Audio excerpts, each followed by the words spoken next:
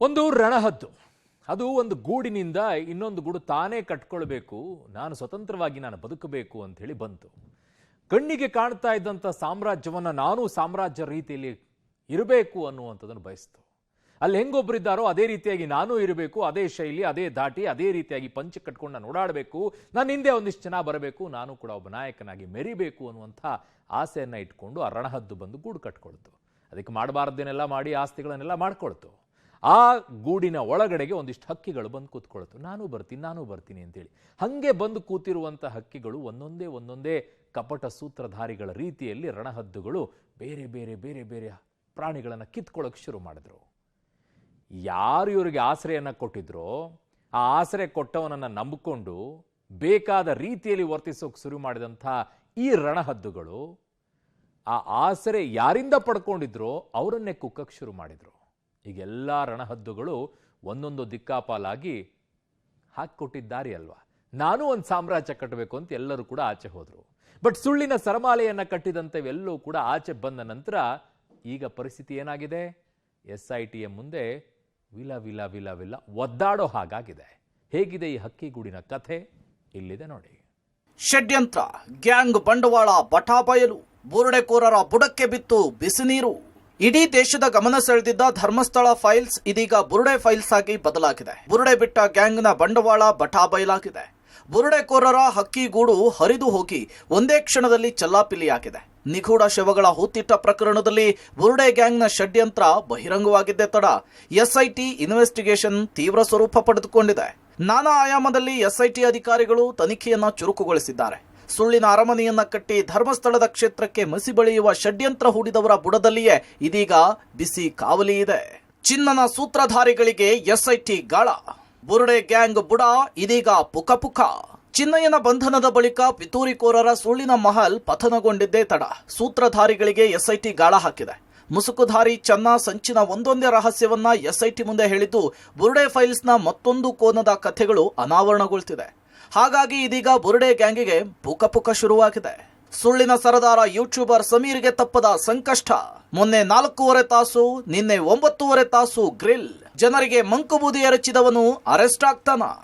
Sameer MD ಯಾವಾಗ ಈತನ YouTube ಚಾನೆಲ್ನಲ್ಲಿ ಧರ್ಮಸ್ಥಳ ಫೈಲ್ಸ್ ಅನ್ನುವ ಕಟ್ಟುಕತೆಯನ್ನ ಕಟ್ಟಿ AI ವಿಡಿಯೋ ಹರಿಬಿಟ್ನೋ ರಾಜ್ಯದ ಜನ ಹೌಹಾರಿದ್ರು. ಧರ್ಮಸ್ಥಳ ಗ್ರಾಮದಲ್ಲಿ ಇಷ್ಟೆಲ್ಲ ಆಗಿದೆಯಾ ಅಂತ ಶಾಕ್ ಆದ್ರು.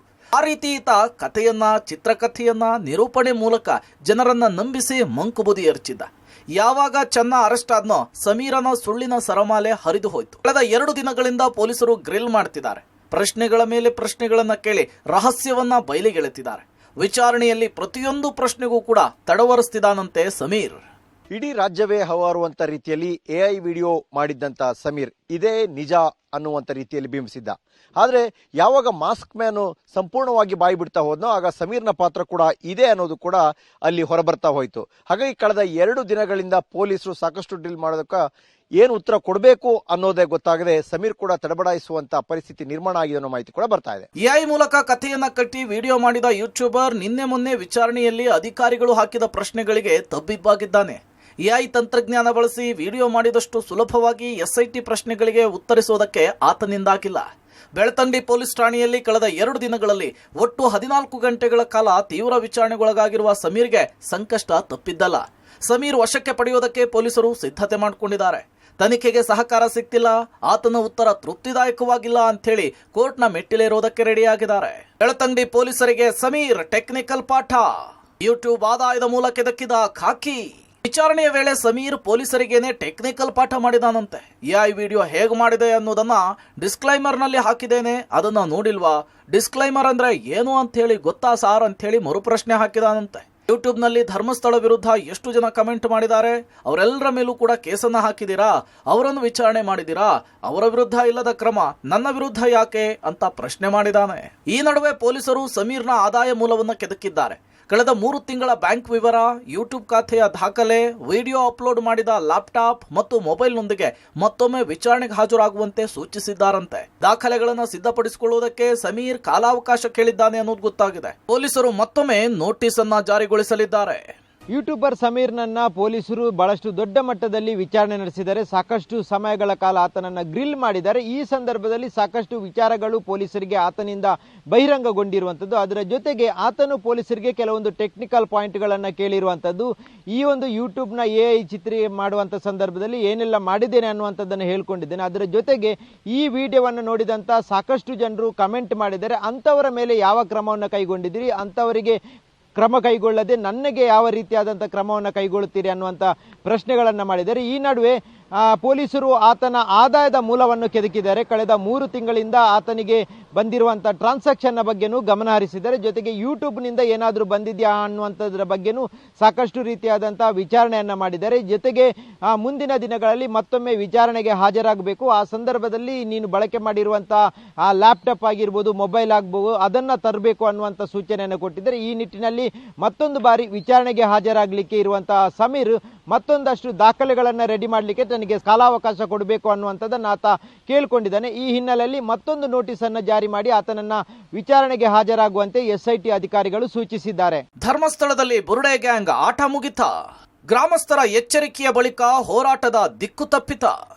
ಚೆನ್ನಯ್ಯ ಅರೆಸ್ಟ್ ಆಗ್ತಾ ಇದ್ದಂತೆ ಬುರುಡೆ ಗ್ಯಾಂಗ್ನ ಖೇಲ್ ಖತಮ್ ಆಗಿದೆ. ಗಿರೀಶ್ ಮಠಣ್ಣನವರ ಎಂಟ್ರಿ ಬಳಿಕ ಹೋರಾಟ ಹಳ್ಳ ಹಿಡಿತು ಅಂತೇಳಿ ಹೋರಾಟಗಾರರು ಸತ್ಯ ಒಪ್ಪಿಕೊಂಡಿದ್ದಾರೆ. ಉಡುಪಿ ಮೂಲದ ಹೋರಾಟಗಾರ ದಿನೇಶ್ ಗಾಣಿಗ ಗ್ರಾಮಸ್ಥರ ಜೊತೆಗೆ ಮಾತನಾಡಿದಂತಹ ಆಡಿಯೋ ಕೂಡ ವೈರಲ್ ಆಗಿದೆ. ಎಂತ ಮಾರ ಇದು ಅವಸ್ಥೆ, ಎಲ್ಲ ನಂಬಿ ಹಾಳು ಬಿದ್ದೋಯ್ತಲ್ಲ ಮಾರ ಇದು. ಇಲ್ಲ ನೋಡು ಇರಿ ಅಜ್ಜಿಯನ್ನೆಲ್ಲ ತಂದಿಲ್ಲ, ಬೇಕಿತ್ತ ಮಾರ ನಿಮ್ಗೆಲ್ಲ ಇದು. ಯಾರು ಮಾಡಿದ್ದೆ ಅದು ಅವ್ರಿಗೆ ಹೇಳಿದೀವಲ್ಲ ನಾವು, ಎಷ್ಟು ಸಲ ಹೇಳಿದೀವಿ ಅಜ್ಜಿ ನಮ್ ಸಂಬಂಧ ಇಲ್ಲ ಇಲ್ಲಿಂದ ಕಳಿಸಿ. ಅದೇ ಎಲ್ಲ ಈಗ ಒಳಗೆ ಒದ್ದು ಒಳಗೆ ಅಲ್ಲ, ಅದೇ ಅವ್ರನ್ನ ಒಂದು ಕಳ್ಸಿದ್ರೆ ಸರಿ ಆಗ್ತಿತ್ತು. ಅವ್ ಮಾಡೋದು ಅವರೇ ಅಲ್ಲ, ಎಲ್ಲ ಒಂದು ಯಾರಿಗೆ ಇಂಟಿಮೇಷನ್ ಕೊಡೋದಿಲ್ಲ. ಘಟದವ ಮಾರ್ಯಾರೆ, ಅವ ನಿಮ್ಮನ್ನೆಲ್ಲ ಹಾಳು ಮಾಡಿದಾನೆ. ನೀವ್ ಏನ್ರಿ ಮಾಡ್ತಿದೀರಿ ನೀವು ಇಲ್ಲಿ? ನಮ್ಗೇನ್ ಗೊತ್ತ್ರಿ, ನಾವ್ ಎಷ್ಟು ಹೇಳಿದ್ವಿ ಮಹೇಶಣ್ಣಂಗೆ. ಇವತ್ತು ಕಳ್ಸದಿದ್ರಿ ಉಡಿ ಆಗತ್ತೆ, ತಿಮ್ಮರೋಡಿ ಬೂಟ್ ಎಲ್ಲ ಉಡಿ ಆಗತ್ತೆ ರೀ, ಕಳ್ಸ್ರಿ. ಜನ ಎಲ್ಲ ಬರ್ತಿದಾರ್ರಿ ಮಾರ್ಯಾರ ಈ ಕಡೆ ಉಜಿರೆ ಕಡೆ. ಇಲ್ಲ ಗೊತ್ತಾಯ್ತು ಇವತ್ತಿಗೆ ಮಾತಾಡ್ತಿದ್ವಿ. ನಿಮ್ ತಲೆಯಲ್ಲಿ ಅವ ಅದೆಲ್ಲ ತೆಗೆದಾಕ್ತಾರ ನೋಡಿ, ಎಲ್ಲ ಆಳ್ತಟ್ಟೆ ಇಟ್ಕೊಂಡು ಓಡ್ರಿ. ಈಗ ಎಲ್ಲ ಹೋರಾಟಗಾರರೆಲ್ಲ ಸುಳ್ಳು ಇದು. ನಮ್ಗೆ ಬೇಜಾರಾಗ್ಬಿಟ್ಟದೆ ಈಗ. ಏನ್ರಿ ಬೇಜಾರಾಗ್ಬಿಟ್ಟಿದೆ ಅಣ್ಣ. ನಾವು ಇಷ್ಟೆಲ್ಲ ನಾವು ಸೌಜನ್ಯ ಜೈಲು ಫಿಕ್ಸ್ ನೋಡಿ, ಜೈಲು ಮುದ್ದೆ ಊಟ ಫಿಕ್ಸ್ ರೀ. ಏನ್ರಿ ಎಲ್ಲ ಮರ್ಯಾದೆ ತೆಗೆದು ಬಿಟ್ರಲ್ರಿ. ಈ ಮಧ್ಯೆ ಧರ್ಮಸ್ಥಳದ ವಿರುದ್ಧ ಅಪಪ್ರಚಾರ ಷಡ್ಯಂತ್ರದ ವಿರುದ್ಧ ಮುಸ್ಲಿಂ ವ್ಯಕ್ತಿ ತೀವ್ರವಾಗಿ ಖಂಡಿಸಿದ್ದಾರೆ. ಕಳೆದ 8-10 ವರ್ಷಗಳಿಂದ ಧರ್ಮಸ್ಥಳಕ್ಕೆ ಬರ್ತಾ ಇರುವ ಮಂಡ್ಯದ ಮುಸ್ಲಿಂ ಮುಖಂಡ, ಧರ್ಮಸ್ಥಳದ ನಂಬಿಕೆ ಶ್ರದ್ಧಾ ಕೇಂದ್ರ ಬುರುಡೆ ಗ್ಯಾಂಗ್ ಸಮೀರ್ನನ್ನ ಬಂಧಿಸಬೇಕು ಅಂತ ಹೇಳಿ ಆಗ್ರಹಿಸಿದ್ದಾರೆ. ನಾವು ಭಕ್ತರಾಗಿ ಬಂದಿದ್ದೀವಿ. 4 ಜನ ಕಿಡಿಗೇಡಿಗಳು ಅಪಪ್ರಚಾರ ಮಾಡ್ತಾವ್ರೆ.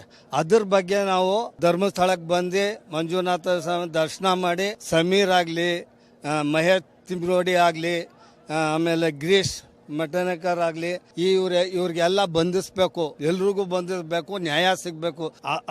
ಅದ್ರ ಉದ್ದೇಶವಾಗಿ ಬಂದಿರೋದು. ಒಟ್ನಲ್ಲಿ ಬುರುಡೆ ಗ್ಯಾಂಗ್ನ ಷಡ್ಯಂತ್ರ ಜಗಜ್ಜಾಹೀರಾಗಿದ್ದು, ಈ ಪ್ರಕರಣದಲ್ಲಿ NIA ಎಂಟ್ರಿ ಆದ್ರೆ ಮತ್ತಷ್ಟು ಸಂಕಷ್ಟ ಕಟ್ಟಿಟ್ಟ ಬುತ್ತಿ. News desk, public TV.